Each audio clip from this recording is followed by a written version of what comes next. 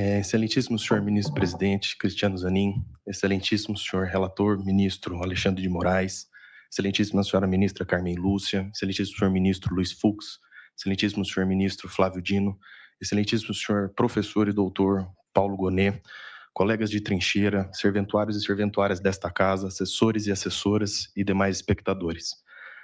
Eu gostaria de iniciar minha sustentação com uma citação que muito me inspira de Santo Agostinho, onde ele fala que a esperança tem duas filhas lindas, a indignação e a coragem. A indignação nos ensina a não aceitar as coisas como estão, e a coragem, excelências, a mudá-las. Então, movido por essas palavras que falam em nome de Augusto Heleno. E minha sustentação será breve. Pautarei em 3 pontos principais. Primeiro, sobre a impossibilidade de divisão deste processo. O segundo, sobre a necessidade do acesso à íntegra das provas e não aos informes de polícia judicial. E terceiro, sobre a inépcia e falta da justa causa para com o senhor Augusto Heleno. Inicialmente, começo apontando que esta defesa técnica não desconhece o entendimento da Casa de que é possível sim o fatiamento em caso de ações penais públicas, sendo que o Código de Processo Penal versa sobre queixas-crime, ou seja, ações penais privadas. Entretanto, excelências, nesse caso nós temos um ponto crucial. Os fatos são exatamente os mesmos. As denúncias apresentadas pela ilustre Procuradoria-Geral da República são as mesmas, alterando-se quem? Os denunciados, com base nos núcleos que a própria Procuradoria da República aponta. Então, qual é o problema que nós podemos ter permitindo o fatiamento? Nós podemos ter que no processo A, tal fato fique provado, e no processo B, fique provado que tal fato não existiu.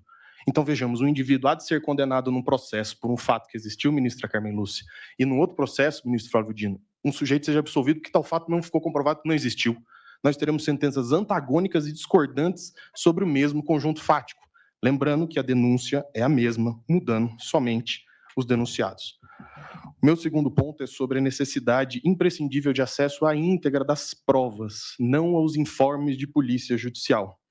Vejamos rapidamente pela PET 12.100 que há pelo menos 13 termos de apreensão com inúmeros pendrives, telefones, documentos, agendas, o que quiser chamar. Vejamos que desses documentos, o que nós temos nos autos? O que são trazidos aos autos para apreciação, tanto da ilustre Procuradoria-Geral da República quanto pelas defesas? Informes de polícia judicial. Com todas as mais forçosas vênias, mas informes de polícia judiciária são análises subjetivas da autoridade policial sobre a prova. Com as mais forçosas vênias, mas a formação do opinião delicti se baseia na prova.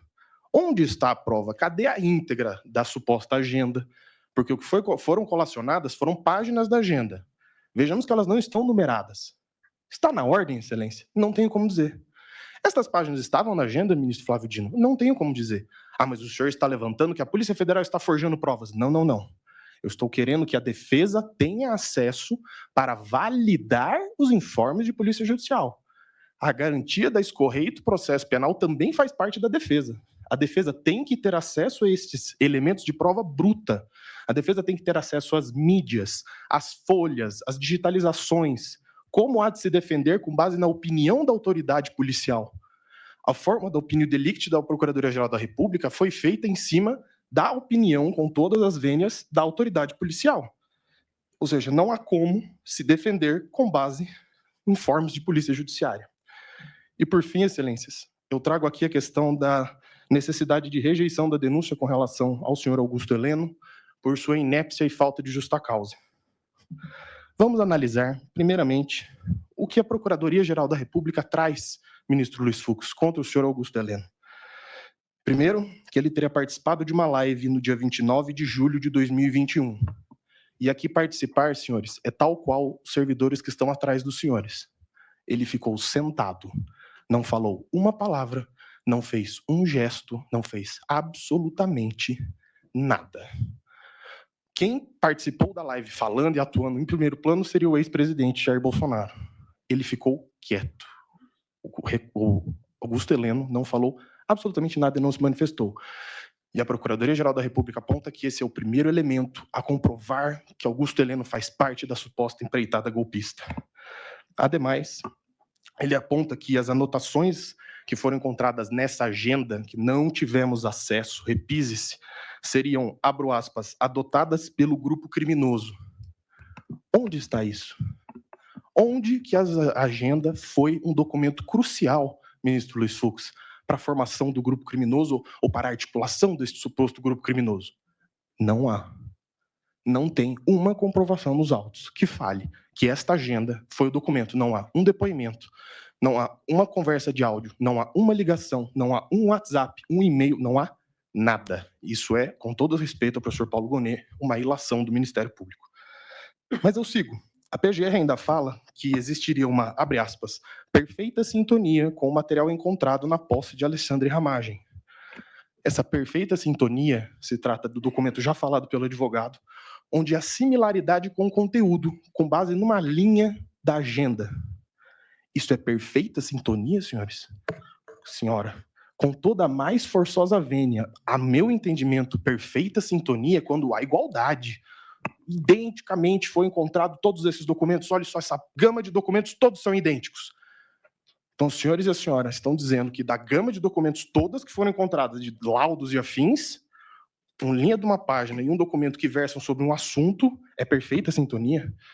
E ainda sobre a agenda, a própria Procuradoria-Geral da República afirma que seriam anotações variadas, ou seja, um apanhado de ideias, mas que sobre elas constrói seu entendimento. E aqui eu me recordo muito, senhores e senhora, de uma série que está passando um grande streaming em que cientistas querem chegar numa conclusão e eles vão construindo provas para se chegar nessa conclusão. Então o objetivo é provar que a Terra é plana.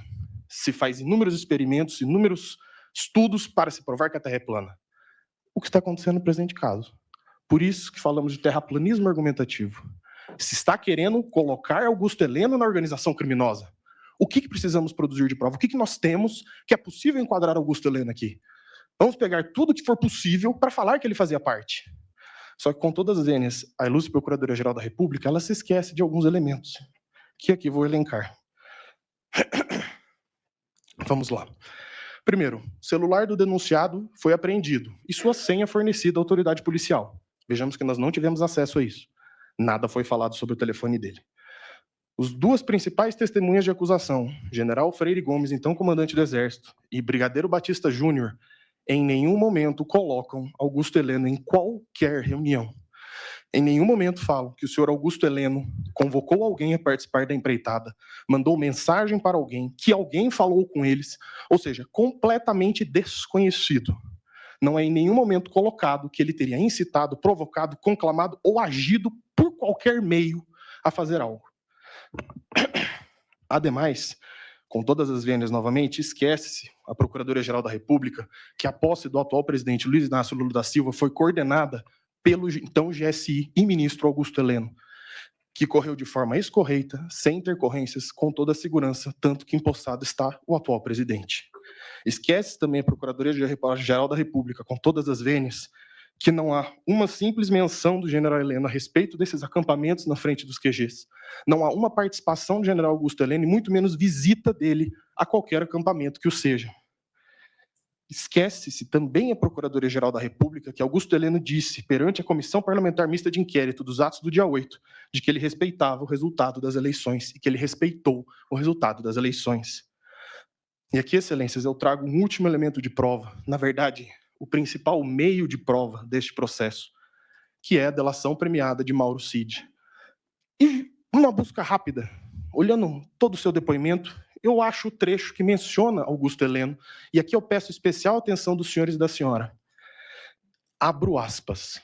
E o general Heleno, ele tinha aquele jeito dele, mas acho que até pela idade, ele falava um monte de coisa, que tem nos vídeos aí das coisas, e ia embora.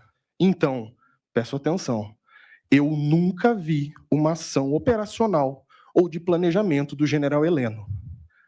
Eu repiso, eu nunca vi uma ação operacional ou de planejamento do general Heleno. Então vamos lá, senhores e senhora. Como que nós vamos falar que ele fazia parte do núcleo crucial da organização criminosa, sendo que, ele não está em nenhuma reunião a ser tratada diretamente sobre esse assunto, não fala abertamente sobre isso. 2, não tem uma sequer mensagem de texto dele, áudio, conversa que o seja, abordando esse assunto para qualquer investigado, testemunha ou que o valha. 3, sequer é mencionado na alegada trama golpista e até esquecido, com todas as vênias, na sustentação oral. 4, organizou e planejou a posse do atual presidente, que transcorreu de forma clara e tranquila.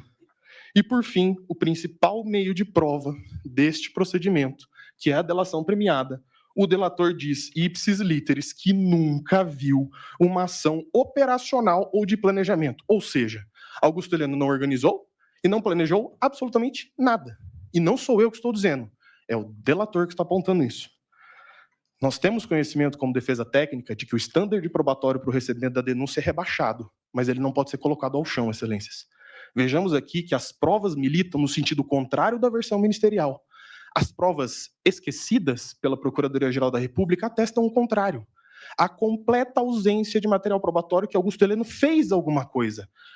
Quem ele conclamou? Os generais falam que não. Com quem ele falou? Não há. Ele publicou? Não tem. Ele esteve nos acampamentos? Não esteve. Ou seja, todos os elementos esquecidos apontam em sentido contrário, senhor presidente. Então, a conclusão a que se chega é que não há como apontar por nenhum elemento que ele seria participante do núcleo crucial da organização criminosa. Pelo contrário, as provas infirmam esse ponto.